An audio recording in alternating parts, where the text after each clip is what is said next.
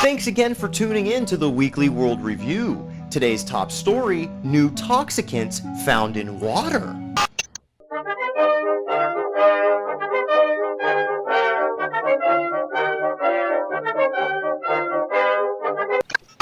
Between vegetable contaminations to plastic continents, it makes you wonder what agencies such as the EPA and FDA are really doing to protect us and our planet. Just last week, the Environmental Protection Agency has confirmed formaldehyde, a common ingredient in body wash, wooden furniture, household cleaning products, as well as brand new clothes, is the #1 cause of leukemia and other cancers.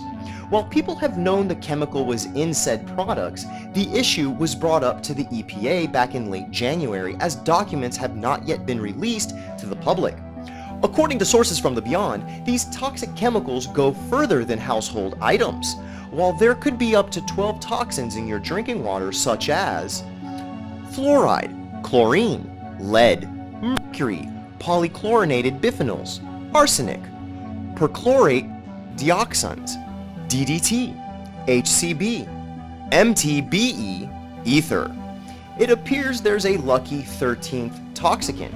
Based on a recent test run by the Water Agency in Austin, Texas, there is a deadly substance similar to the one found in the blue-ringed octopus, which is known to purposely inject its own venom and can kill over 25 humans with each poisonous release.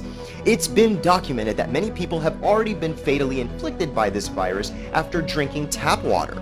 Essentially, the water plays a role as the octopus. The first was a couple who were found dead after a woman poured herself a glass of water from the kitchen sink.